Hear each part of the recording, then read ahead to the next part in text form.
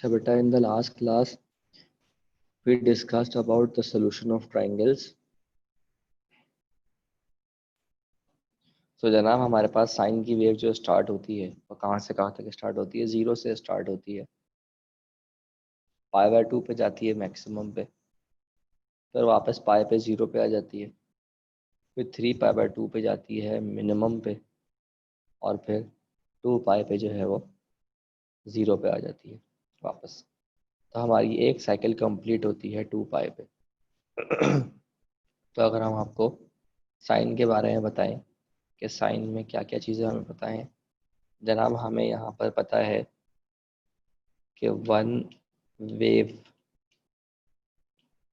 completes at 2π radians।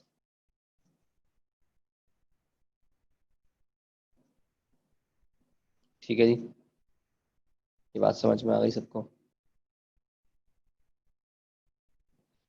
कि एक wave जो है वो कंप्लीट होती है कहाँ पर? 2π पे।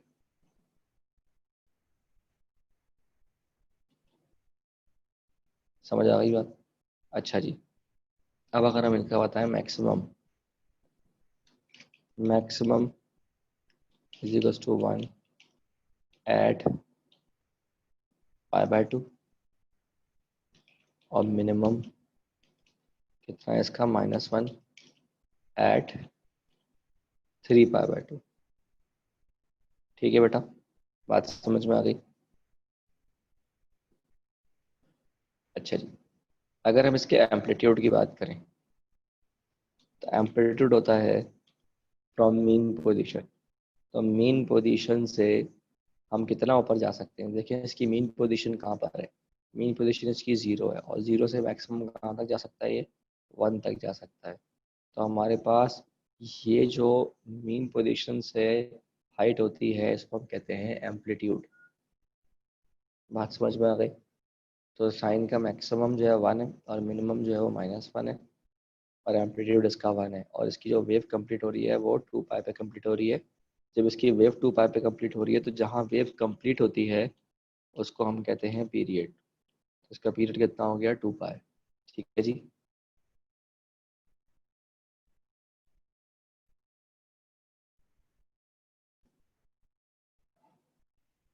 यहाँ तक क्लियर है सबको?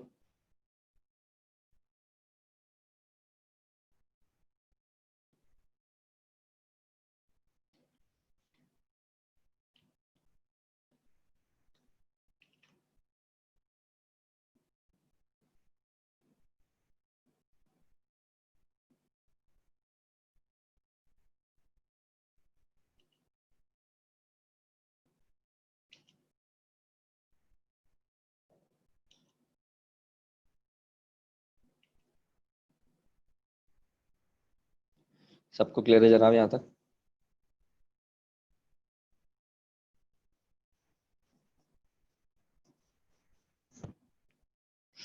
अच्छा जी, जबकि इसके अंदर कोई भी अनडिफाइंड वैल्यू नहीं होती, साइन के अंदर कोई भी अनडिफाइंड वैल्यू नहीं होती। सही?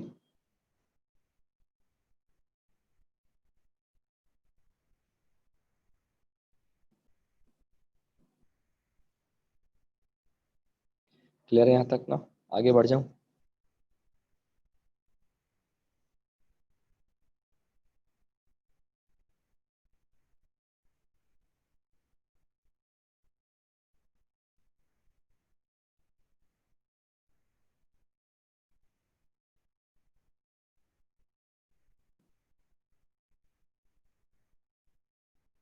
जनाब क्लियर है यहाँ तक? आगे बढ़ जाऊं?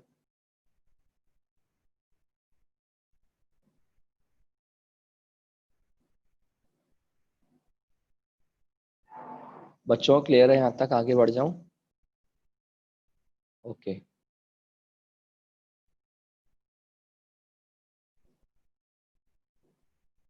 अच्छा जी, अब हमने ग्राफ लिया है cos x का। तो जनाब मीन पोजीशन से कितना ऊपर जा सकता है ये? 0 से 1 तक जा सकता है, तो इसका एम्पलीट्यूड भी 1 है। ठीक है, इसका जो मैक्सिमम है वो 1 है, लेकिन कहाँ पे? 0 पे और 2 पाई पे। और मिनिमम जो है वो कहाँ है इसका? -1। और कहाँ पे है? पाई पे। क्लियर है जी? जबकि पीरियड इसका भी जो है वो 2 पाई ही है, क्योंकि आप जब देखते हैं तो एक साइकिल इसकी 0 से 2 पाई पे कंप्लीट हो जाती है। तो आप देख सकते हैं कि 0 से 2 पाई के ऊपर इसकी एक साइकिल कंप्लीट हो रही है। तो ये हमने इसको 0 से स्टार्ट किया था और हम 2 पाई तक गए थे, तो एक साइकिल कंप्लीट हो गई।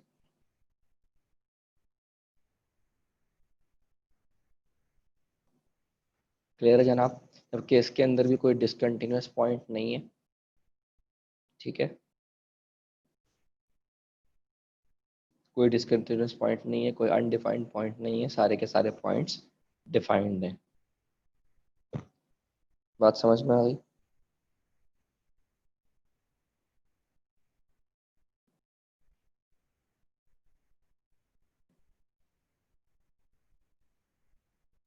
क्लियर है जनाब? Should I move on?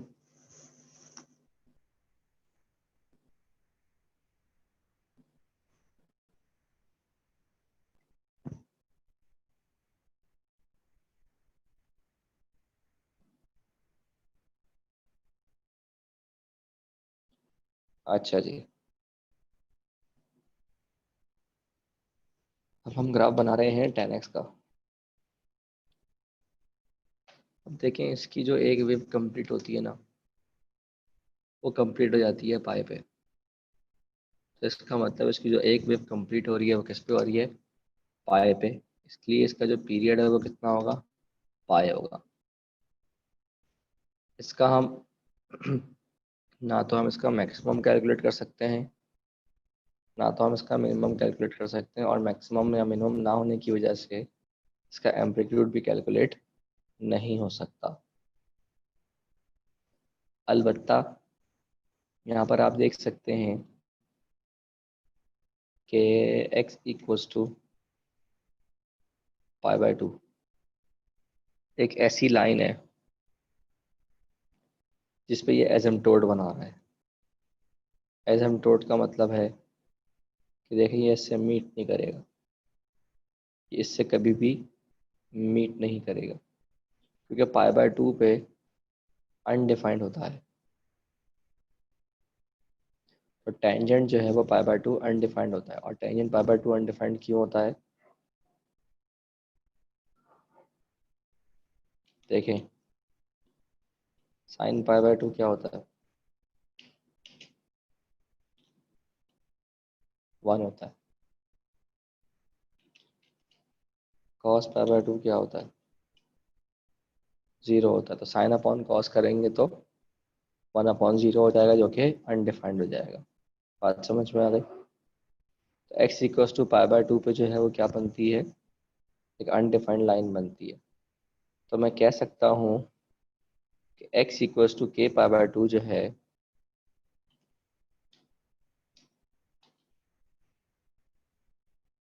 वो 1 भी हो सकता है, 3 भी हो सकता है,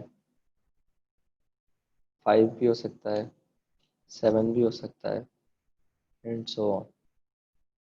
तो जब भी आप k को ऑड मल्टीपल रखेंगे, आप देख सकते हैं यहाँ पर सारे के सारे वो लाइंस नज़र आ जाएंगी आपको जो कि एसिम्प्टोट्स हैं।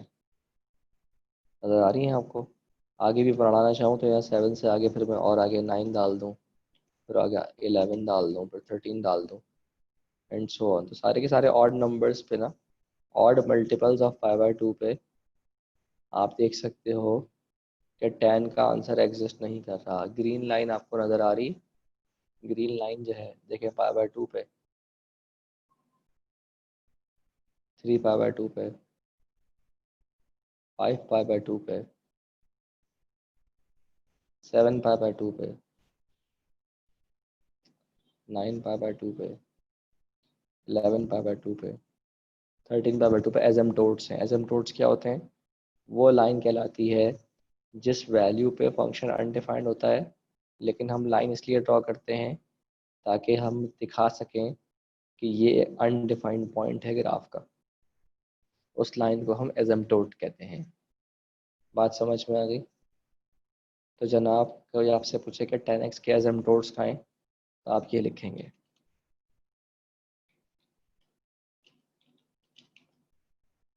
क्लियर है जनाब? where k belongs to odd numbers।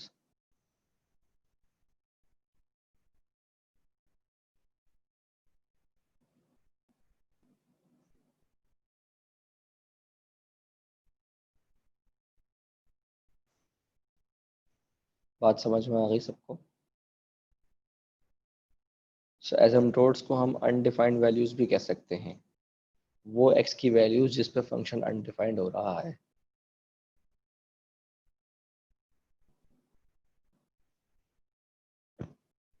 बात समझ में आ गई?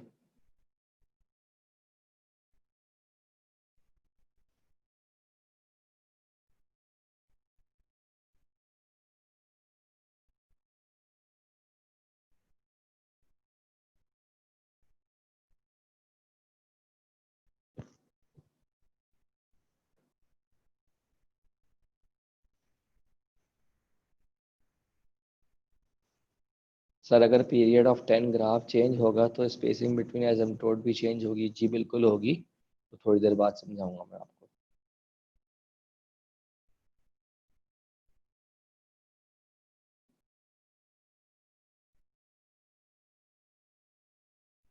समझ आ गई ये बात सबको?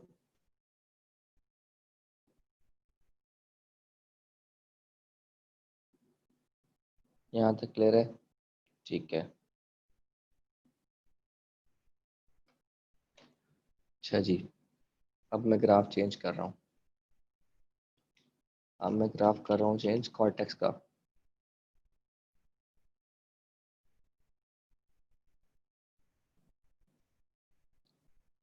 तो इसकी भी वेव कंप्लीट होती है 0 से पाए पे। ठीक है, तो इसका पीरियड होता है पाए। मैक्सिमम और मिनिमम इसका बता नहीं सकते, एम्पलीट्यूड इसका बता नहीं सकते। इसके जो एसिम्प्टोट्स हैं वो भी k पाई बाय 2 होते हैं, लेकिन जो k है वो फिर इवन नंबर नहीं होता, सॉरी ऑड नंबर नहीं होता, इवन नंबर होता है।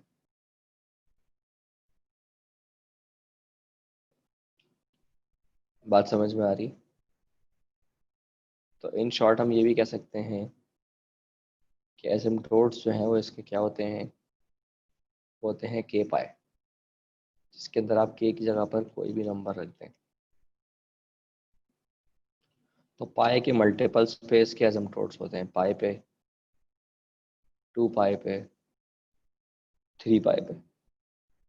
बात समझ में आ गई? क्लियर है जनाब?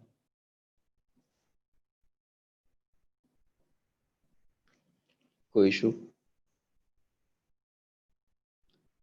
तो कॉर्ड के एसिम्प्टोट्स कहाँ हैं? x equals to k pi पे, फिर pi belongs to integers, sorry k belongs to integers. और अगर आपने यहाँ पर k पाई बाय 2 की फॉर्म लिखनी है, तो फिर आपने यहाँ पर इंटीजर्स नहीं लिखने बल्कि इवन नंबर्स लिखने हैं। दो अलग अलग बातें हैं, उस तरह भी लिख सकते हैं, इस तरह भी लिख सकते हैं। बात समझ आ गई सबको?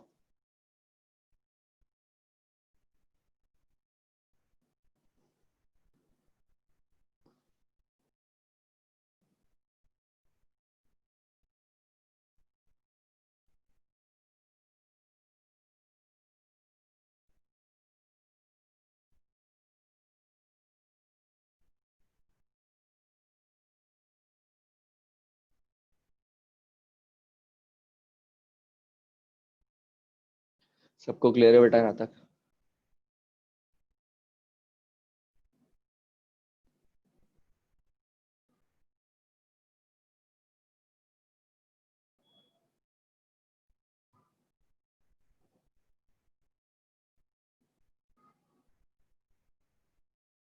बेटा सबको क्लियर है यहाँ तक?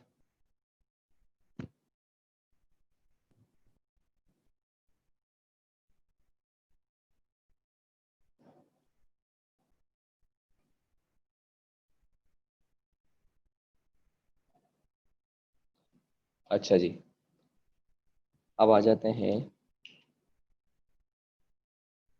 cosec x पे।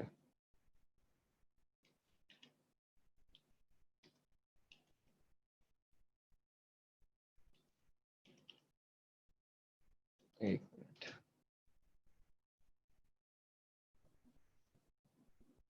अच्छा cosec,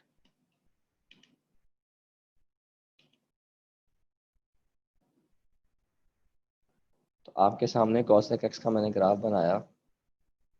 इसकी जो साइकिल है वो 0 से 2 पाई पे कंप्लीट होगी। तो इसीलिए इसकी जो साइकिल है 2 पाई पे जब कंप्लीट हो रही है तो इसका जो पीरियड है वो 2 पाई है। इसका मैक्सिमम और मिनिमम बता नहीं सकते आप। एसिम्प्टोट्स इसके सेम एज इट इज़, जैसे कॉट के थे बिल्कुल वैसे ही हैं, बस एक चीज़ एक्स्ट्रा यहाँ पर आएगी कि y इज इक्वल टू 1 और y इज इक्वल टू -1। ये इनके दरमियान नहीं आता। तो हम ये कह सकते हैं कि 1 less than equal to y less than equal to -1।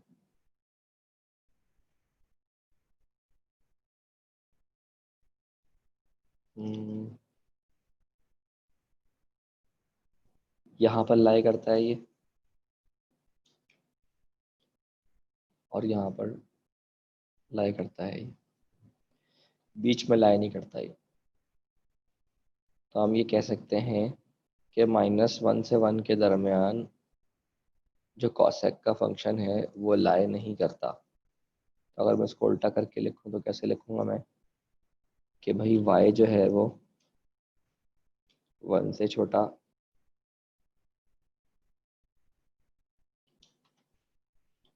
और -1 से बड़ा। यहाँ पर लाई नहीं करता, ये खाली स्पेस है ये कॉसेक के लिए। बात समझ में आ गई? क्लियर है जी? तो बीच की वैल्यूज इस पे अनडिफाइंड होती हैं। y की वैल्यूज फ्रॉम -1 से 1 के दरमियान कॉसेक की कभी भी नहीं आती। पीरियड बता दें यार। इसकी देखें, कंप्लीट साइकिल कंप्लीट हो रही है ना। एक साइकिल कहाँ कंप्लीट हो रही है? 2 पाई में कंप्लीट हो रही है। फिर 2 पाई के बाद दोबारा से आपको रिपीटेशन नजर आ रही है। और मैं आपको ग्राफ छोटा करके दिखाऊं, देख सकते हो आप कि एक साइकिल जो है वो 2 पाई पे कंप्लीट हो रही है। समझ आ गई ये बात?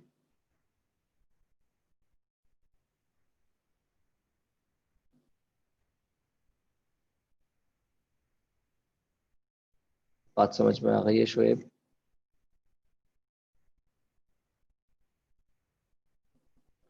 और बीच का जो स्पेस है वो खाली है। अच्छा जी, अब अगर कॉसेक के बजाय मैं सेक को कंसिडर करता हूँ तो सारी चीज़ें सेम रहती हैं, बस एसिम्प्टोट्स चेंज हो जाते हैं। एसिम्प्टोट्स वही वाले आ जाएंगे जो टैन वाले हैं।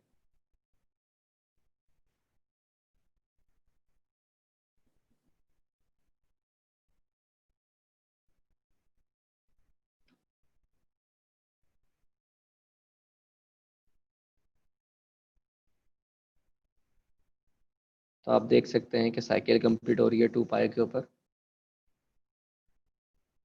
एसिम्प्टोट्स आप देख सकते हैं कि वही हैं टैन वाले, पाई/2, 3 पाई/2, 5 पाई/2।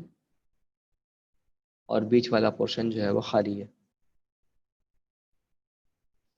समझ आ रही है बात?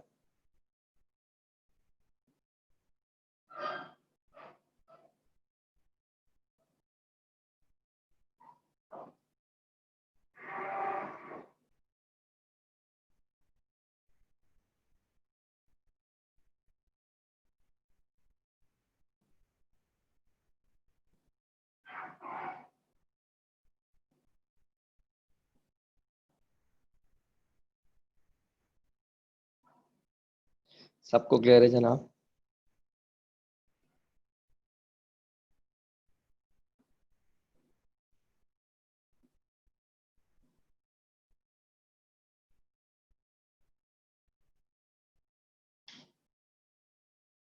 सबको क्लियर है बेटा?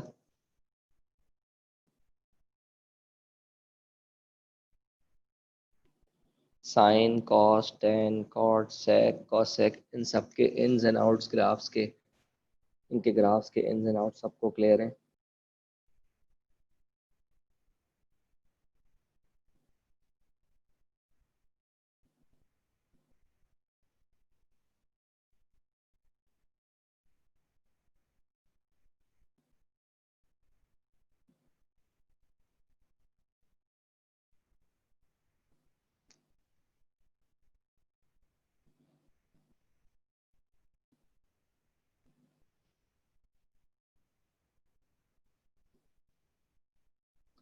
इसका पीरियड 2 पाई होगा बेटा,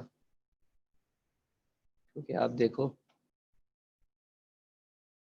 कि इसकी जो साइकिल कंप्लीट हो रही है ना, वो 2 पाई पे कंप्लीट हो रही है। 2 पाई के बाद रिपीटिशन है।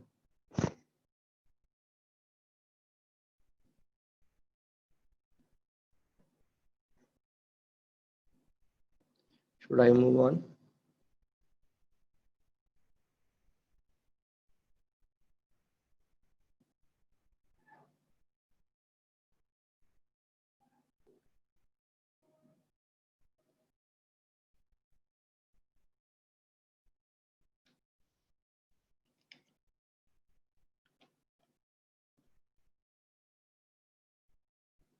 अच्छा जी,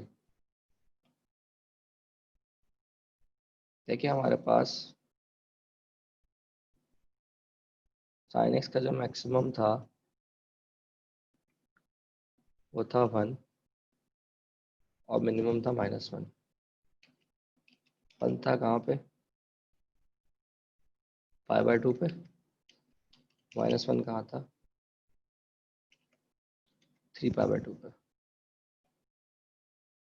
जो एम्पलीट्यूड है वो 1 था। तो अगर मैं यहाँ पर ए लगा दूँ,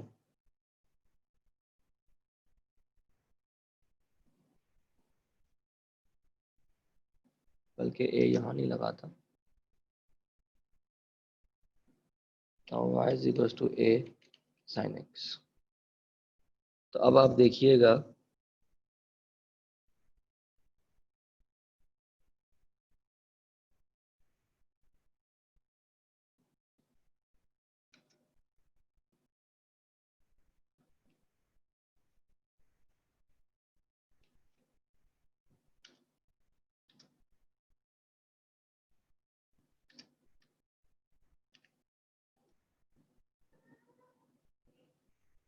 कि आप देखें क्या फ़र्क पड़ रहा है ए की वैल्यू से।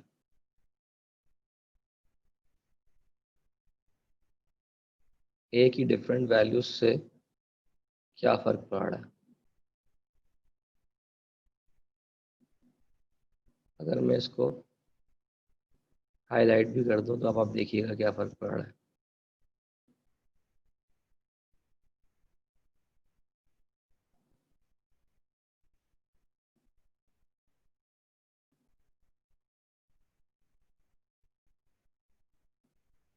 तो आप देखें जैसे जैसे ए की वैल्यू चेंज हो रही है, वैसे वैसे इसका एम्पलीट्यूड चेंज हो रहा है,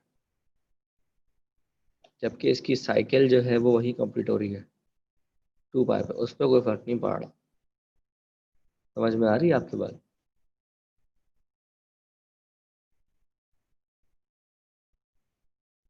तो इसका मतलब जो फंक्शन का कोफिशिएंट है उसका मैक्सिमम और मिनिमम से ताल्लुक है या नहीं है?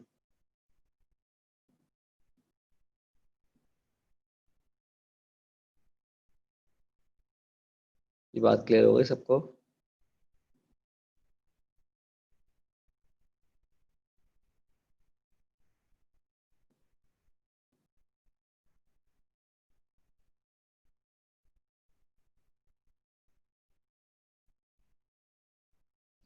एम्पलीट्यूड समझ में आ गया सबको?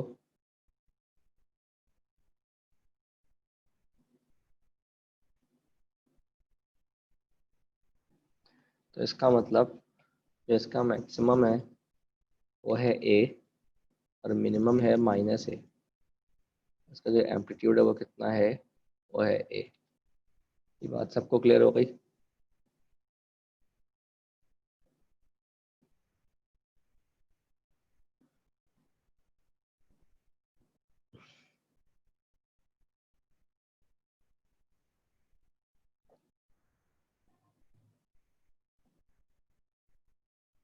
ये बात क्लियर हो गई सबको?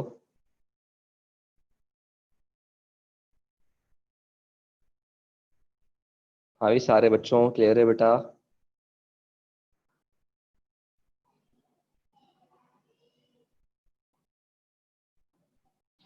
अच्छा जी, अब आ जाइए।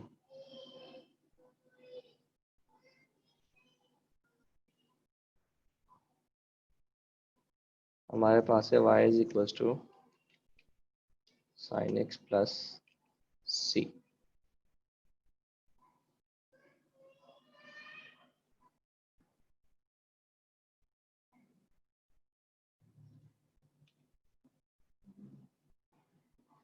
तो अब देखें साइन एक्स के अंदर प्लस हो रहा है सी। तो अब आप देखें क्या फर्क पड़ रहा है इससे।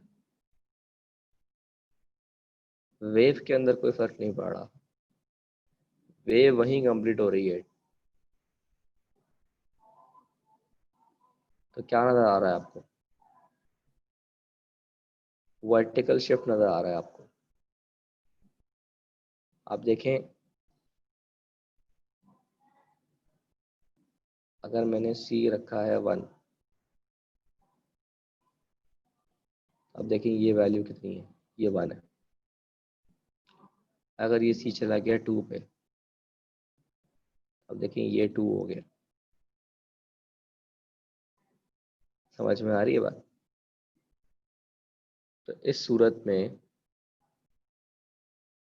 जो हमारा मैक्सिमम है वो मीन पोजीशन से हम चेक करेंगे। तो हमारी जो सी की वैल्यू है वो बेसिकली मीन पोजीशन है।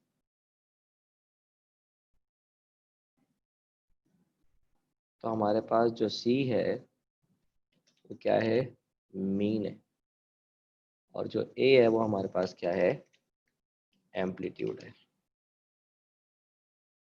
तो एम्पलीट्यूड हमारे पास ए ही रहेगा। मैक्सिमम हमारे पास हो जाएगा ए प्लस सी, और मिनिमम हो जाएगा माइनस ए प्लस सी। बात समझ में आ रही है? क्लियर है जनाब? कोई इशू?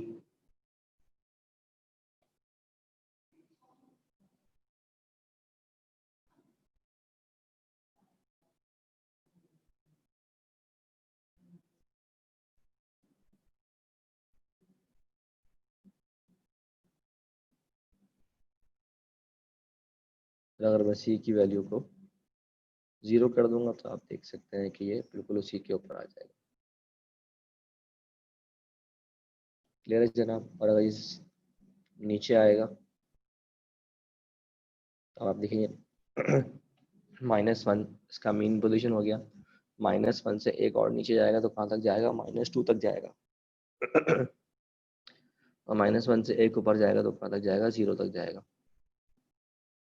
तो पूरी की पूरी वेव सी यूनिट्स ऊपर हो जाती है या सी यूनिट्स नीचे हो जाती है। बात समझ में आ गई?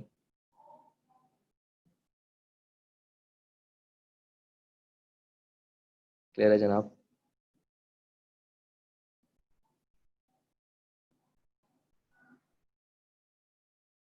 सबको क्लियर है बेटा?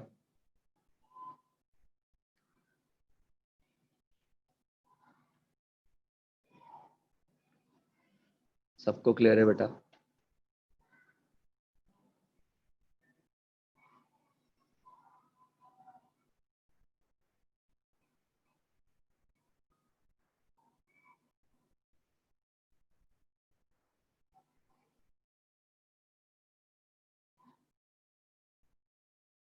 हाँ भाई सारे बच्चों को क्लियर है?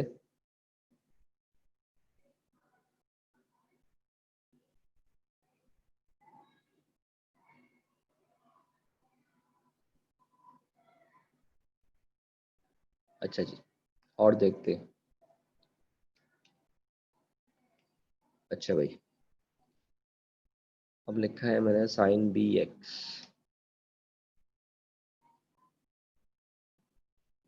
Y is equal to sine B X. Slider मैंने ऐड किया, ये मैंने लिया है 0.1 से लेकर 5 तक।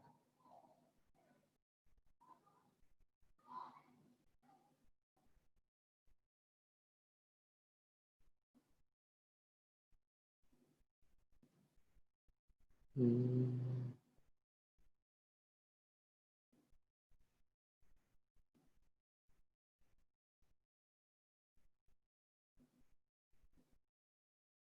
तो आप देखें क्या हो रहा है।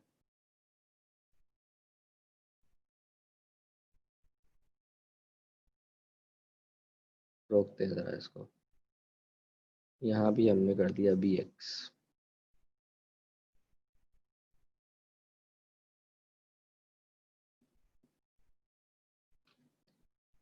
अच्छा जी,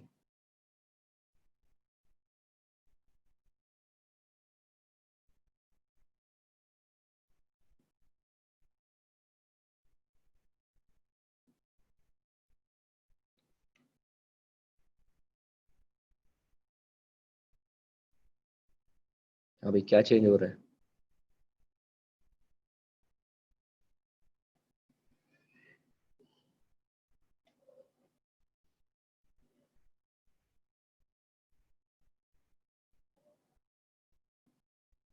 जैसे जैसे बी की वैल्यू बढ़ी है तो पीरियड जो है वो छोटा हो गया।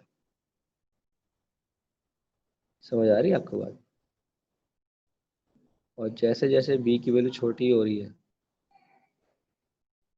वैसे वैसे पीरियड जो है वो बड़ा हो गया। समझ आ रही है बात। तो अब आप देखेंगे ये कहाँ पहुंच गए। तो अब अगर ये बी की वैल्यू 0.5 है तो आप देखें वेव डबल हो गई है, 4 पाई तक चली गई है। अगर ये 0.4 है तो ये 5 पाई तक चली गई है, फिर रेसिप्रोकल हो जाती है। ठीक है, तो बेसिकली पीरियड जो है वो बी के रेसिप्रोकल है। सही है। B is the basically value for making the number of waves. Okay,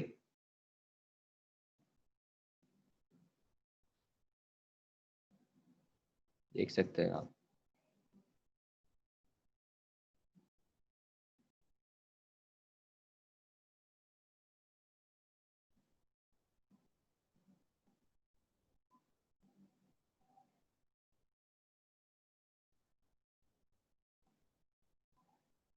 कोई कंफ्यूजन इसमें बेटा।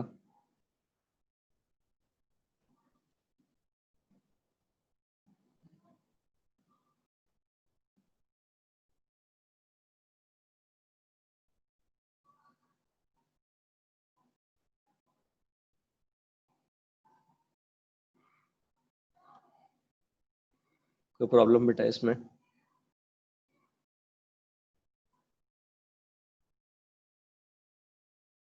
सो बेसिकली हमें ये बात समझ में आई कि एक वेव कंप्लीट होती है कहाँ पर, 2 पाई बाय बी पे, और इसीलिए पीरियड भी होता है इसका 2 पाई अपॉन बी। क्लियर है जनाब।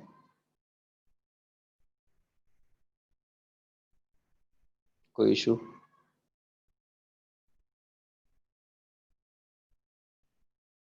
सबको क्लियर है बच्चों।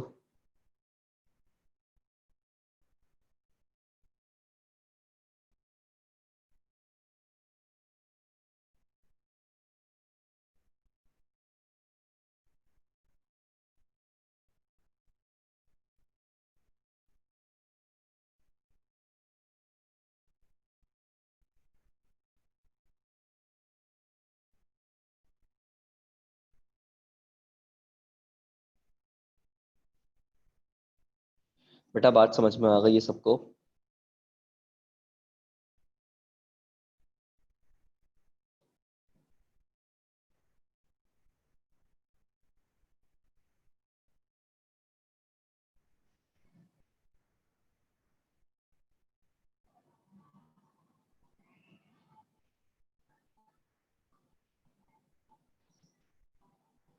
एक सेकंड होल्ड कीजिएगा।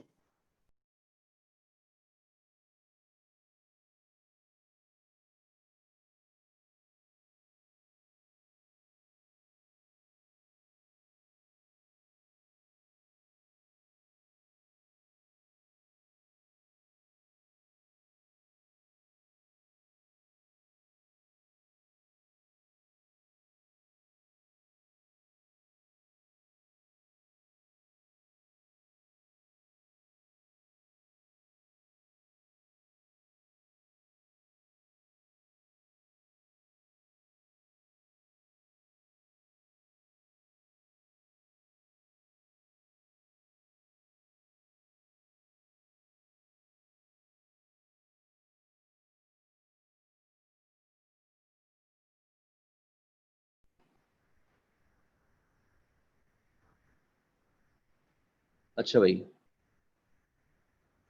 आगे चलते हैं। तो मैंने अब आपको बता दिया कि मीन का ताल्लुक किससे है, और बी का ताल्लुक जो है वो आपकी पीरियड से है। ठीक है।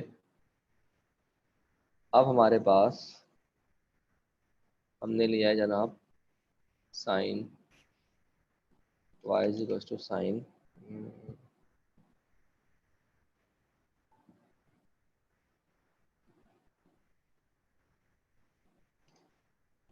एक्स प्लस सी।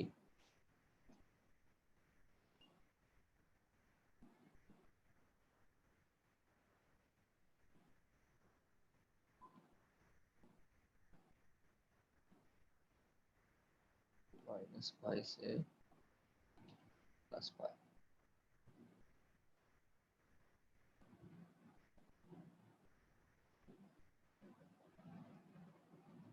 सो सी की वैल्यू मैंने ली है बेटा माइनस पाई से प्लस पाई। देखिए इससे क्या फर्क पड़ रहा है।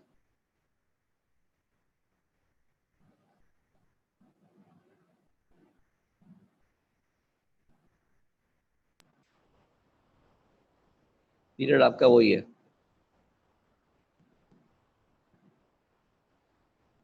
और आपका ग्राफ आगे पीछे हो रहा है। कितना आगे पीछे हो रहा है? जितनी सी की वैल्यू है।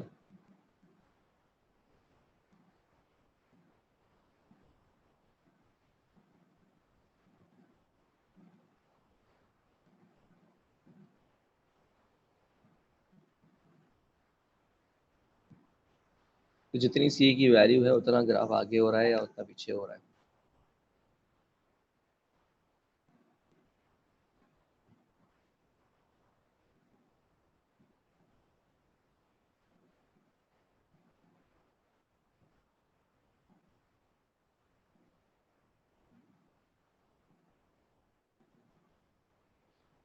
बात समझ में आ गई है जी? पाई के फेज शिफ्ट पे कॉस का ग्राफ बन रहा है, हाँ ऐसे ही है। पाई के फेज शिफ्ट पे नहीं, पाई बाय टू के। तो मैं पाई बाय टू करूँगा ना।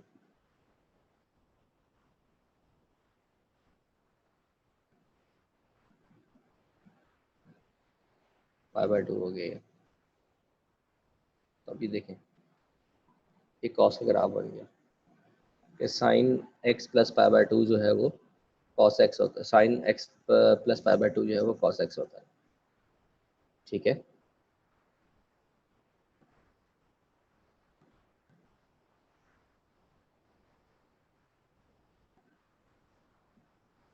समझ में आ गई ये बात? तो सी का जो ताल्लुक है बेसिकली किस चीज़ से है? फेज शिफ्ट से है। ठीक है जी, बात समझ में आ गई।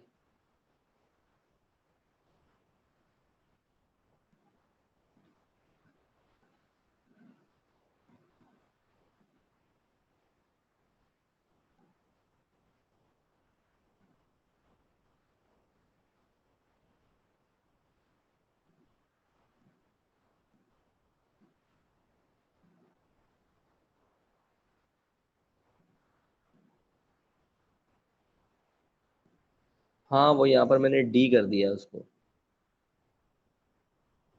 ये x में प्लस सी हो रहा है,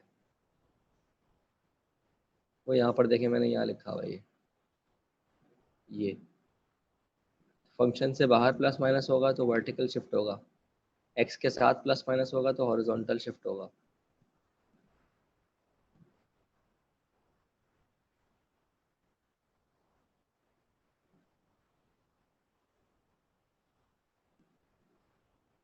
as an overall x plus C is equal to B only. नहीं नहीं नहीं, x ना ना ना, x plus C is equal to B थोड़ी होगा, तो ताल्लुक ही नहीं है इनका आपस में।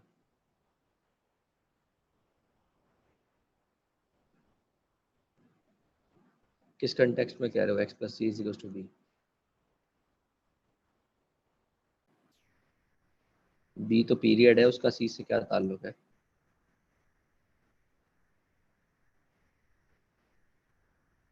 बी तो पीरियड है बेटा, बी का ताल्लुक तो पीरियड से है, हॉरिजॉन्टल शिफ्ट से कोई ताल्लुक नहीं है उसका।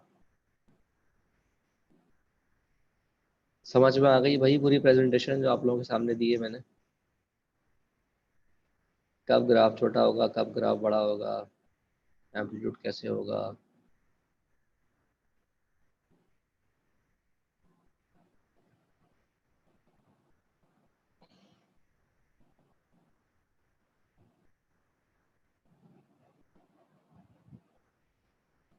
अच्छा जी।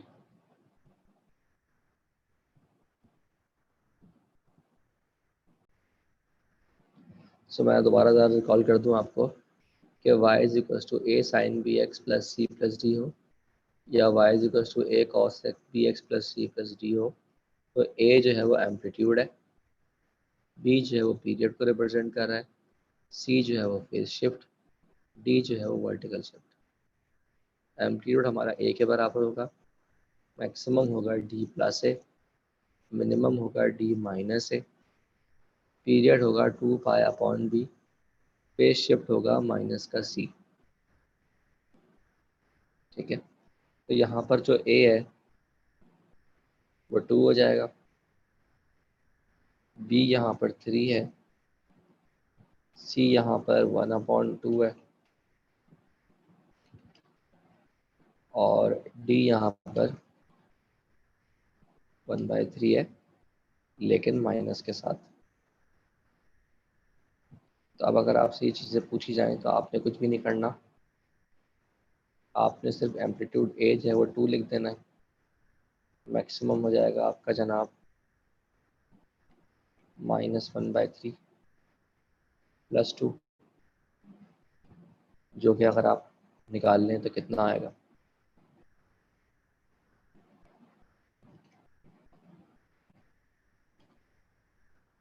कितना आ रहा है?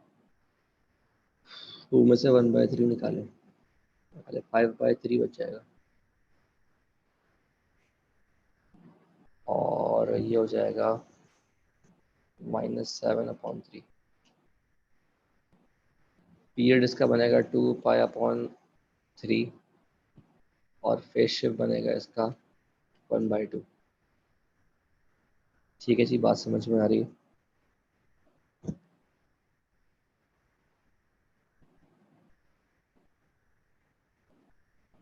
एक और एग्जांपल लेते हैं।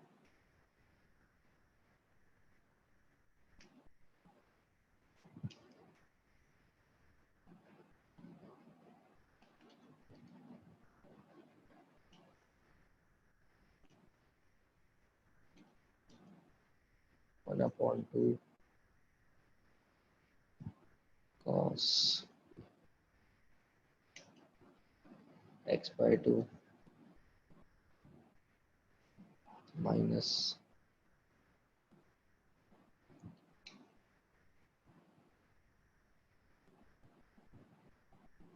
π/3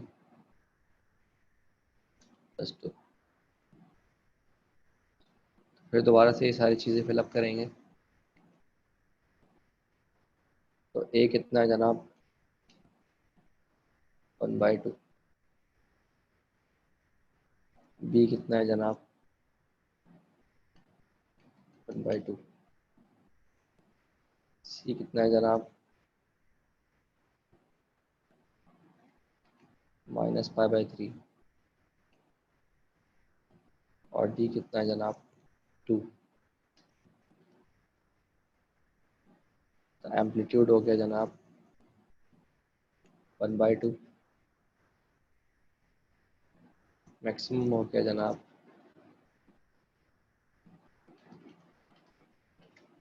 1/2।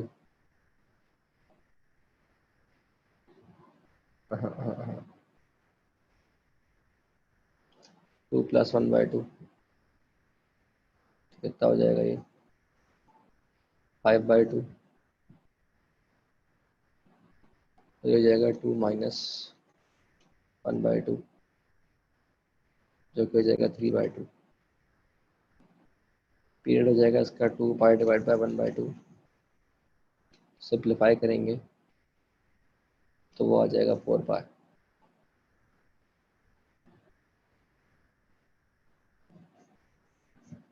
फेज शिफ्ट कितना है इसका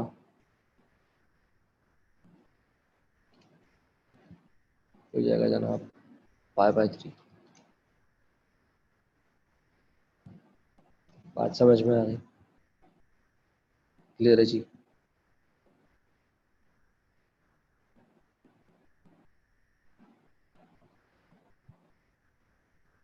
सबको क्लियर है?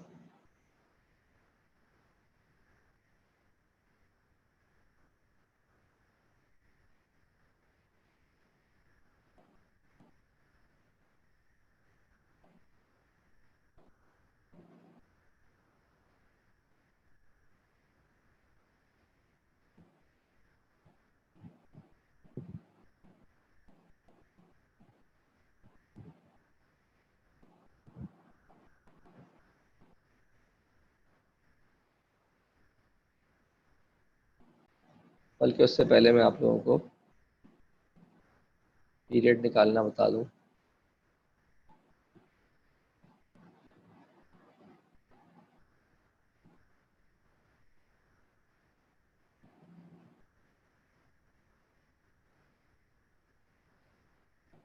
अच्छा जी,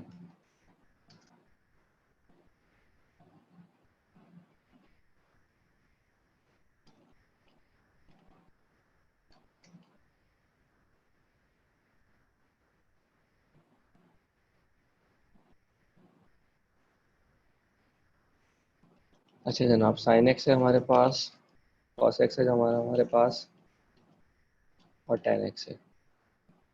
तो साइन का पीरियड कितना होता है 2π होता है, कॉस का भी यही होता है, tan का भी यही होता है। ठीक है जनाब, अब हम दोबारा से, हाँ सॉरी tan का पाई होता है, गलती से लिख दिया।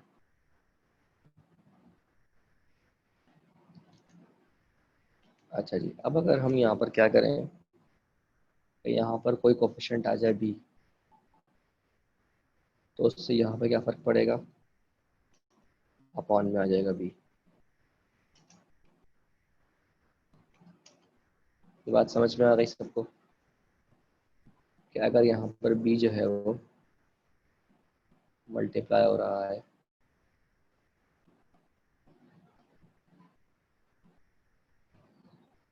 तो आप देखें कि उससे क्या फ़र्क पड़ेगा।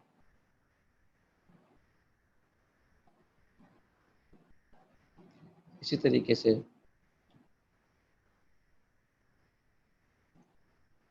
अब अगर यहाँ पर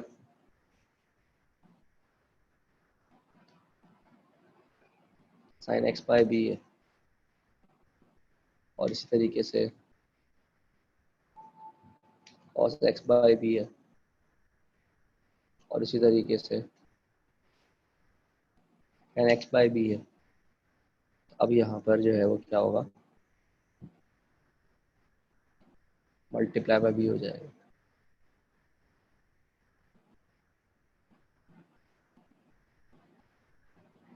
बात समझ में आ गई? देखें बी से क्या फ़र्क पड़ रहा है।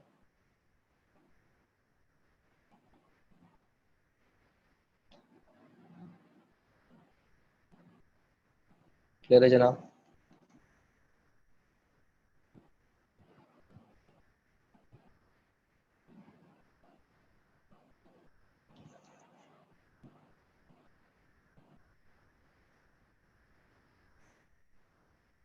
सबको क्लियर है जनाब?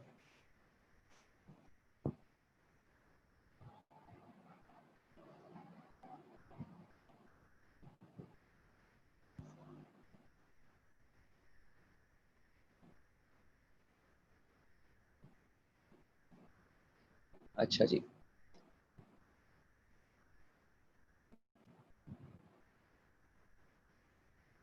आगे चलते हैं।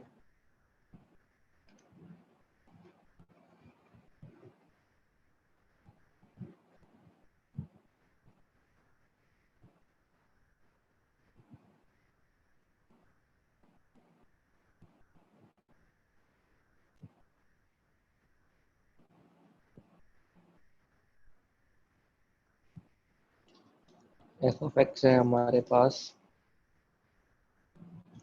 Sign x, cos x, tan x, cot x, sec x,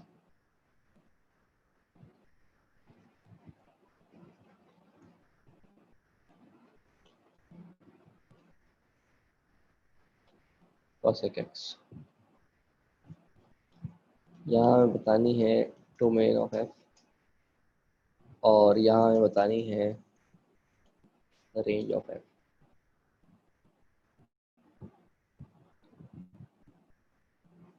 सबसे पहले हम बताते हैं साइन की। तो साइन की डोमेन होती है -1 से 1 तक। इसका मैक्सिमम 1 होता है और मिनिमम -1 होता है। तो हम ये भी कह सकते हैं कि -1 less than equals to y less than equals to 1। और कैसे कह सकते हैं उसको? All real numbers lying between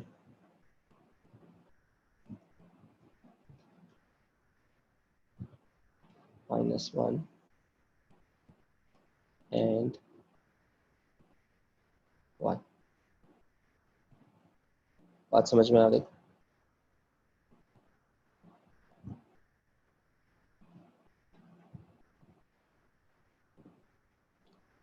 यही सेम चीज कॉस के लिए भी है।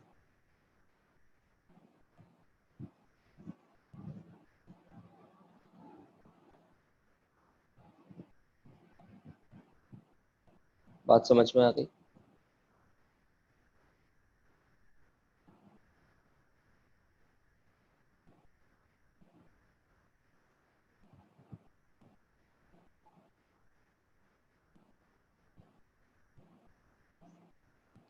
बात समझ में आ गई?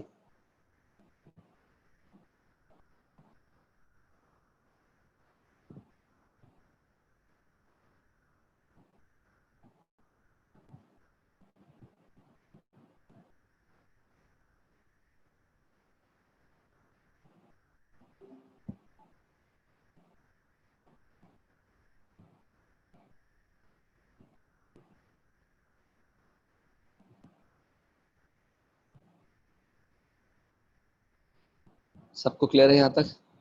अच्छा जी। tan में क्या होता है?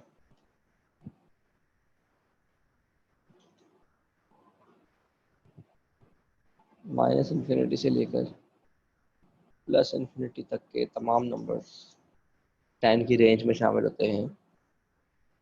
इसको हम कहते हैं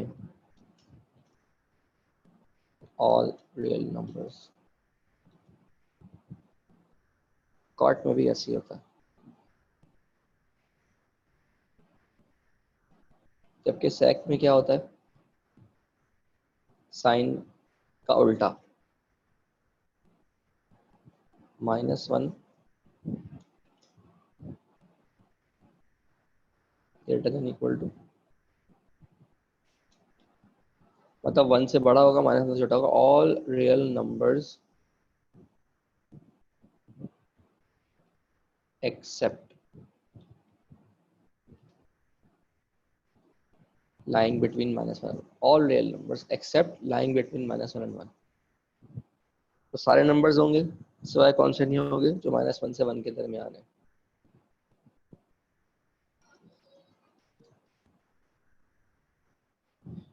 बात समझ में आ रही है? और लिखने का तरीका है इसको कि भाई आप माइनस इन्फिनिटी से शुरू करें, कहाँ तक आए, -1 तक, फिर रुक जाएं, फिर दोबारा शुरू करें, कहाँ से शुरू करें, 1 से शुरू करें, और कहाँ तक जाएं, इन्फिनिटी तक जाएं। और कैसे लिख सकते हैं इसको? हम लिख सकते हैं ऑल रियल नंबर्स माइनस वो वैल्यूज जो -1 से 1 के दरमियान में है। और कैसे लिख सकते हैं इसको? उसको लिख सकते हैं तो -1 से पहले वाली वैल्यूज और 1 के बाद वाली वैल्यूज। तो ये सारे तरीके लिखने के हैं। तो सेक और कॉसेक दोनों के लिए सेम चीज़ें आती हैं।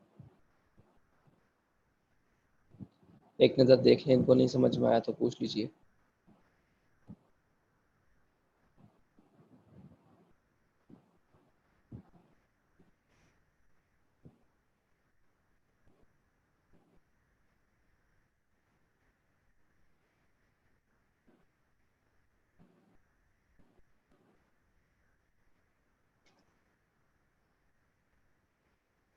मैंने बस ये बताया है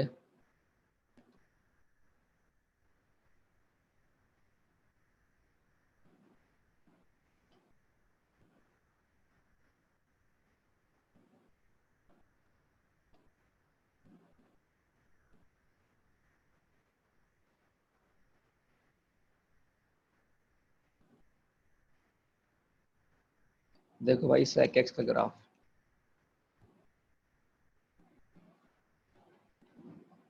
y greater than 1 पे है, y less than 1 पे है, -1 पे, बीच में खाली है ना। हम क्या कह सकते हैं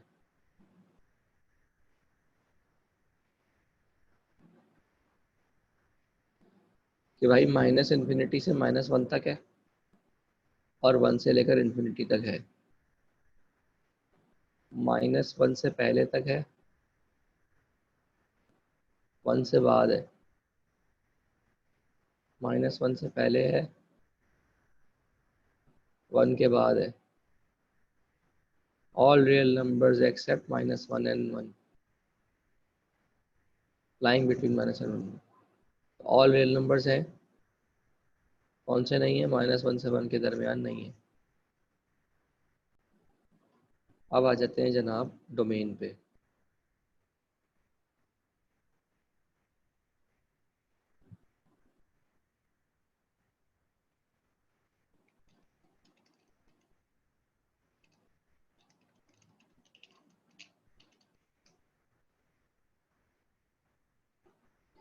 जनाब साइन की डोमेन होती है ऑल रियल नंबर्स, कॉस की भी यही होती है। लेकिन टैन में आपको याद होगा, अभी मैं आपको दिखाता हूँ दोबारा से,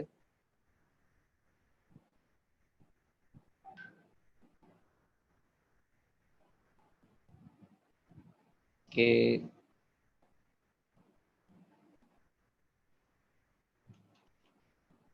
tan x के अंदर क्या था कि x = k π/2,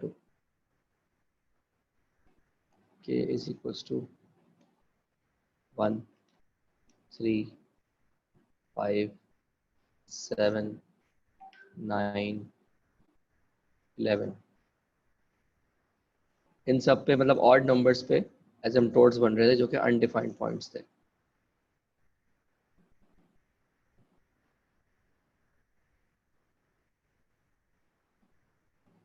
तो जनाब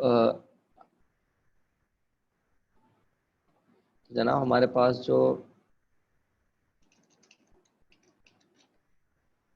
अनडिफाइंड पॉइंट्स थे वो हमें निकालने पड़ते हैं। हम लिखेंगे ऑल रियल नंबर्स माइनस के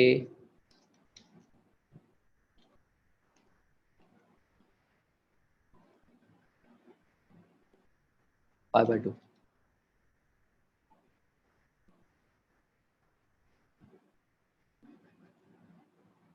और यहाँ पर हम मेंशन कर देंगे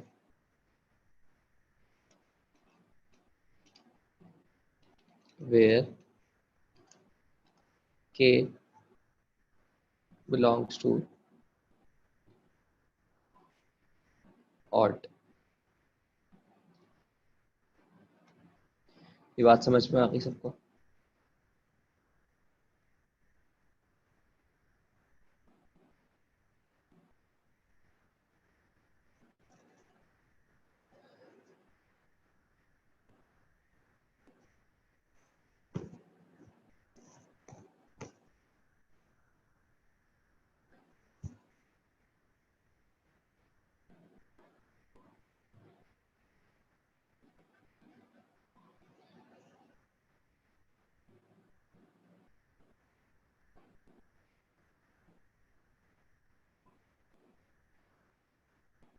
क्लियर है जनाब सबको? इसी तरीके से कॉट पे हम क्या करेंगे, एक तरीका तो यही है कि यही लिख दें और यहाँ पर जो है वो इवन लिख दें, और एक और तरीका क्या है कि आप यहाँ पर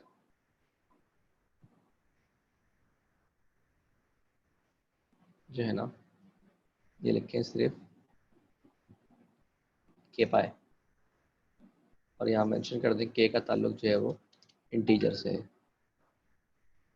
ठीक है जी। तो tan x और sec x का सेम होता है, और cot x और cosec x का सेम होता है। क्लियर है जनाब?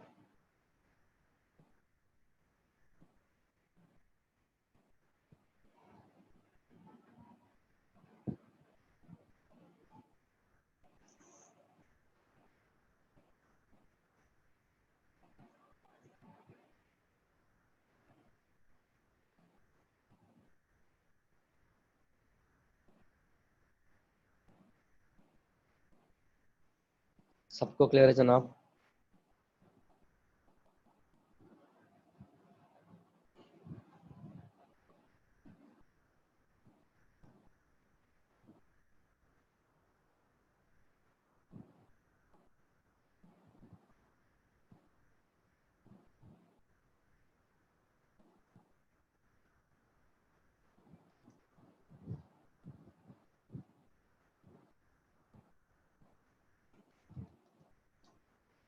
अच्छा जी। अब देखिए हमारे पास a sin b x plus c plus d हो या a cos b x plus c plus d हो, या हमारे पास यहाँ पर tan हो, या हमारे पास यहाँ पर cot हो, या हमारे पास यहाँ पर sec हो या cosec हो,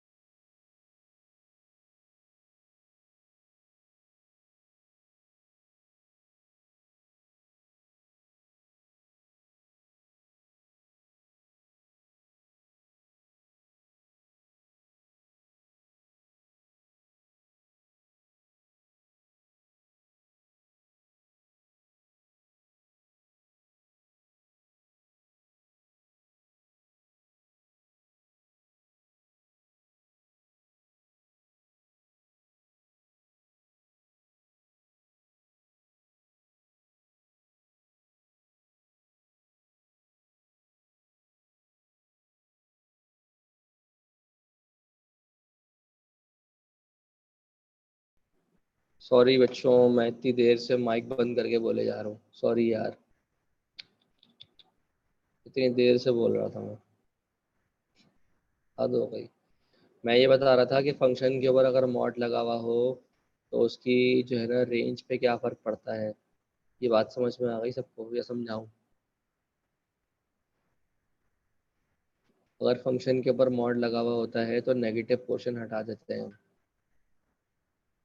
ये बात समझ आ गई है सबको या दोबारा समझानी है?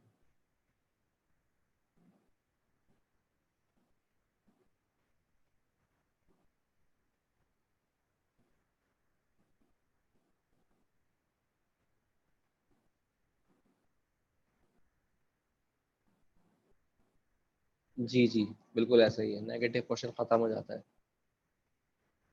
ये जो मैं इस पे खोलता हूँ ना, देखो इस पे एसमॉस पे कहाँ गया, हाँ, या अपने कंप्यूटर पे खोल लिया करो, बेहतरीन ऐप है ये। इस पे सारी चीज़ें बनी हुई आ जाती हैं। अब देखो इसमें, देखो साइन एक्स था ना, अब साइन एक्स पे जो है ना मॉड लगा दो, क्या हुआ, नेगेटिव पोर्शन ख़त्म हो गया। समझ आ रही बात?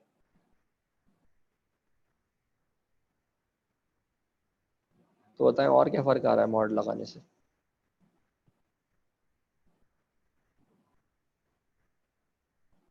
मॉड लगाने से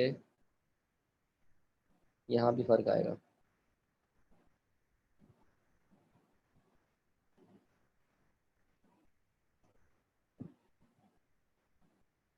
यहाँ पे क्या फ़र्क आएगा ज़रा देखते हैं। भाई अगर साइन मॉड में आ गया ना,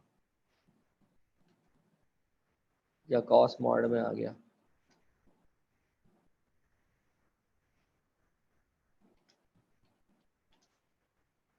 तो साइन का पीरियड भी पाया हो जाता है, कॉस का भी पाया हो जाता है और टेन का पाया जाता है। सेक और कॉसेक भी दिखा दें, अच्छा दिखा देते हैं भाई।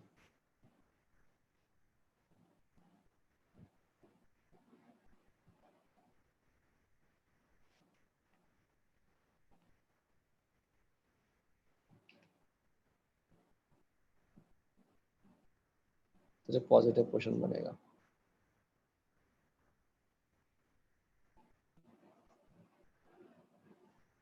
समझ में आ गई बात?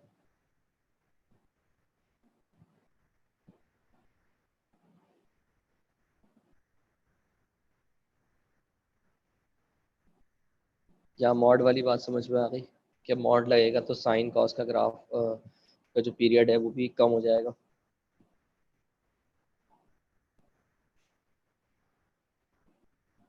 क्लियर है जनाब?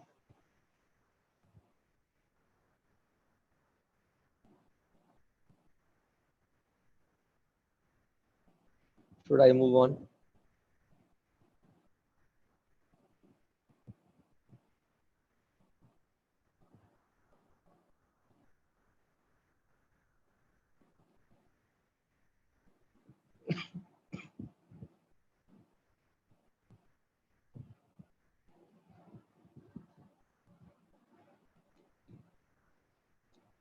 अच्छा जी, अब सवाल लेते हैं।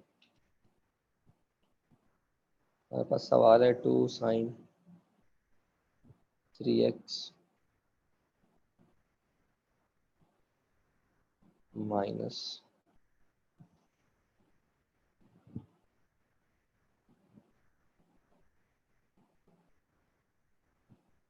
5/4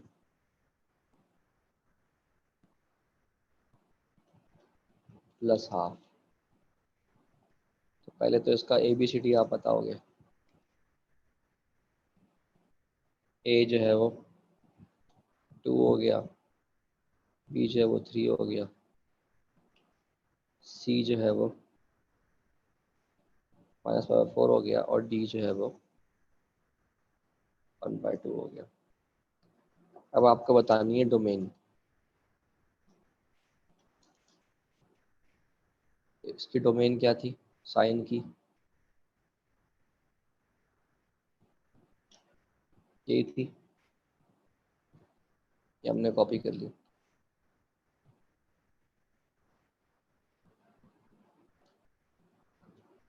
अब इसको तो चेंज नहीं कर सकते ना, माइनस इन्फिनिटी से प्लस इन्फिनिटी की वैल्यू को आप चेंज कर सकते हो, इन्फिनिटी थोड़ी चेंज हो सकता है।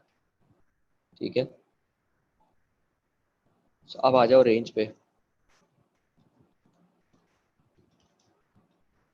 तो रेंज क्या थी आपके पास, रेंज थी -1 से 1।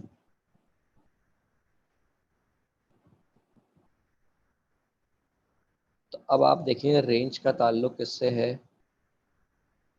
ए से। ए की वैल्यू कितनी है, 2, 2 मल्टीप्लाई हो रहा है, तो हम इसमें मल्टीप्लाई बाय 2 करेंगे इधर भी, और मल्टीप्लाई बाय 2 करेंगे इधर भी।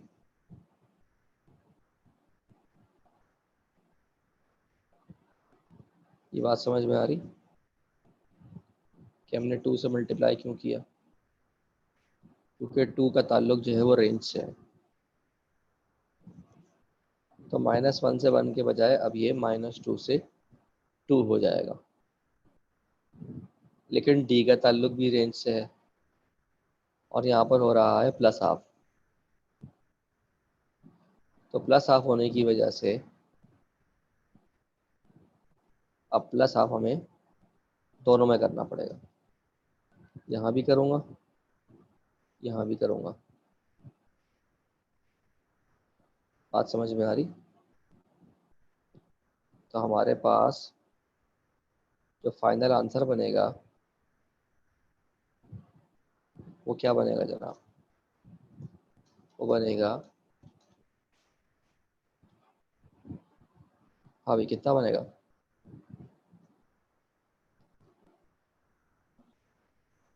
-3/2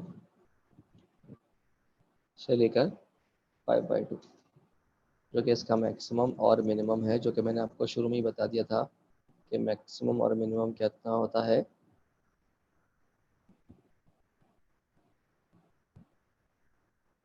D+A और D-A, D+A मैक्सिमम था और D-A मैक्सिमम मिनिमम।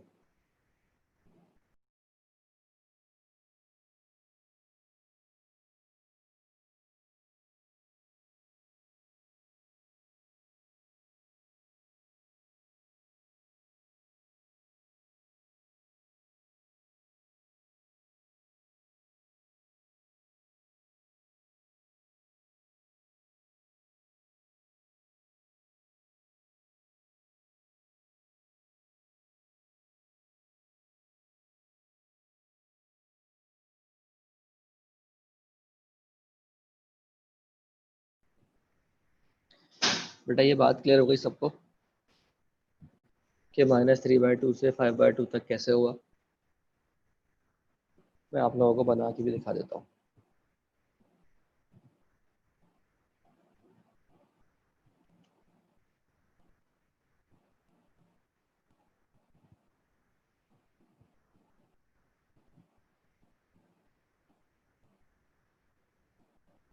तो मैक्सिमम आप देखें कहाँ तक जा रहा है, 2.5 तक, मिनिमम कहाँ तक है, -1.5 तक। तो यही बताया था मैंने आपको भी।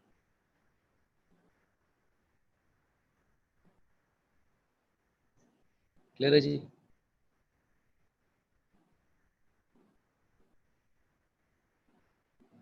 अब आ जाइए जनाब, सेम क्वेश्चन हमने ले लिया है tan के लिए।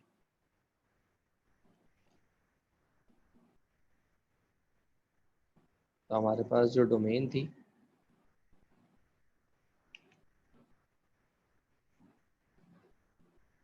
वो क्या थी,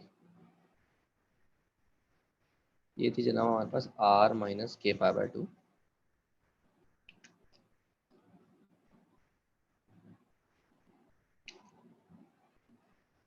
लेकिन ऑब्वियस सी बात है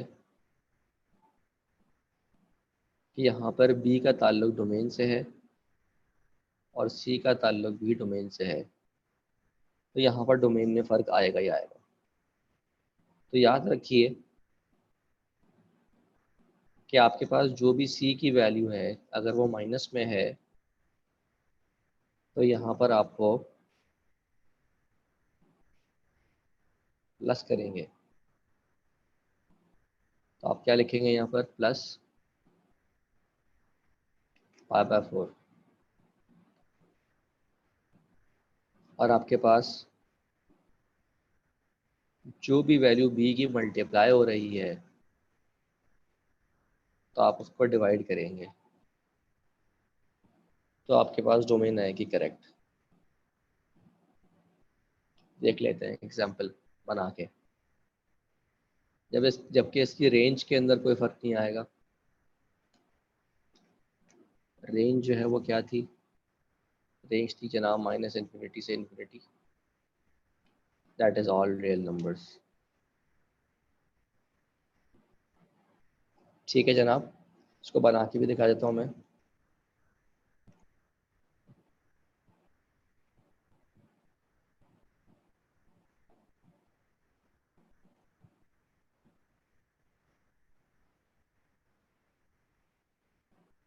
तो अब हमारे पास जो एसिम्पटोट्स थे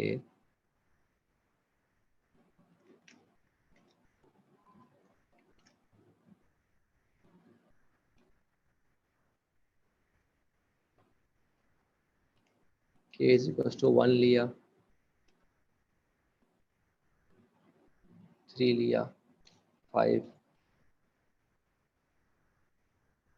तो आप देख सकते हैं कि वही एसिम्पटोट्स बन रहे हैं ऑड नंबर्स पे। बात समझ में आ रही सबके, देख सकते हैं हम और से। क्लियर है जनाब?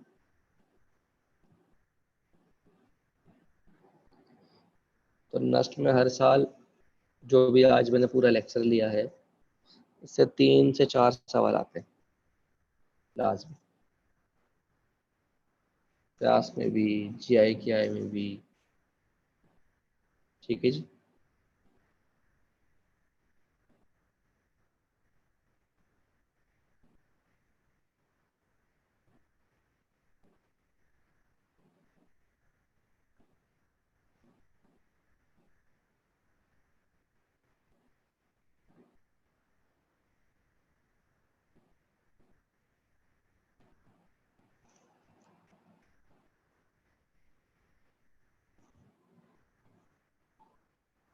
प्रीवियस स्लाइड, अच्छा वो वर्ड फाइल।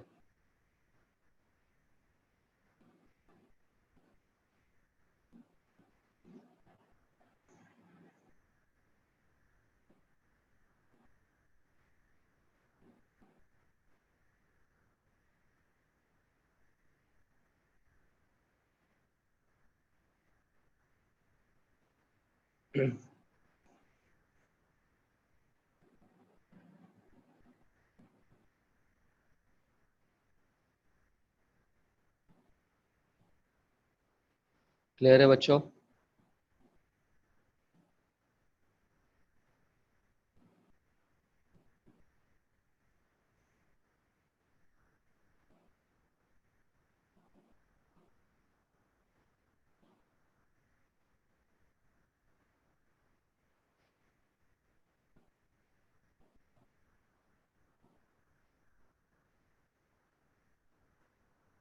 सर इसमें π/4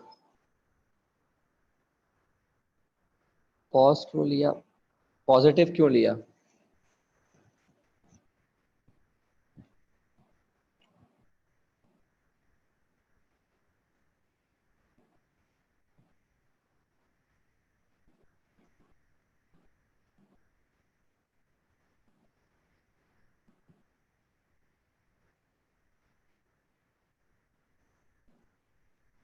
यहाँ देखो, ये क्या था, -π/3, हमने क्या लिया था, +π/3। होल्ड कीजिएगा जरा।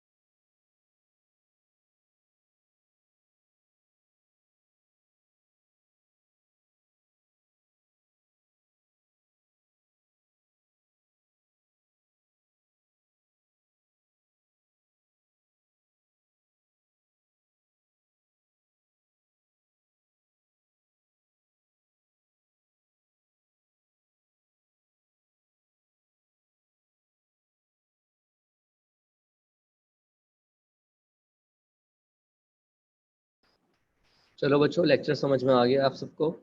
कोई कंफ्यूजन है? कोई प्रॉब्लम तो नहीं है? रमशा, ये बात क्लियर हो गई आपको प्लस और माइनस वाली?